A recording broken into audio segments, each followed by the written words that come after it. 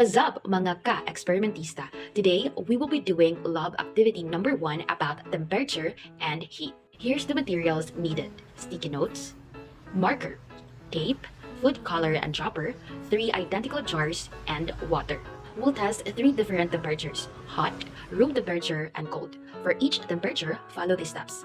First, we need an identical jar. Then, label a jar with a temperature either hot, room temperature, or cold. Next, fill the jar with water at the designated temperature. After that, add 2 to 3 drops of food coloring.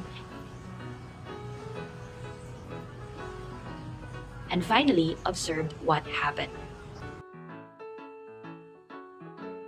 As what we can see, in the jar of hot water, the food coloring disperses quickly, creating a relatively uniform color throughout the water in a short amount of time. This is because hot water has higher kinetic energy than cold water. The water molecules move faster and collide more frequently, causing the food coloring molecules to spread rapidly through the water by diffusion. In the jar of room temperature water, the food coloring disperses at a moderate rate. The diffusion process is slower compared to the hot water because the water molecules possesses less kinetic energy and move more slowly. The collisions between water molecules and food coloring molecules are less frequent, resulting in a slower rate of dispersion. In the jar of cold water, the food coloring disperses very slowly.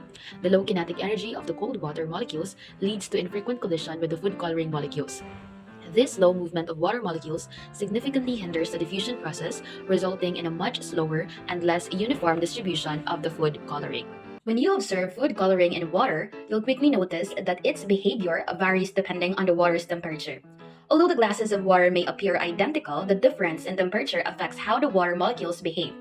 Warmer water molecules move faster because they have more thermal energy, while colder water molecules move slower due to less thermal energy.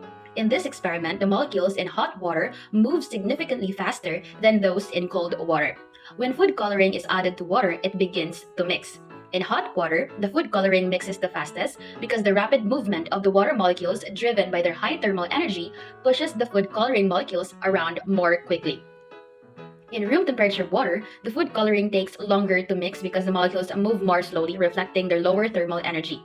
Finally, in cold water, the food coloring mixes the slowest since the molecules move at an even more reduced pace due to their minimal thermal energy. I hope you all learn about temperature and heat.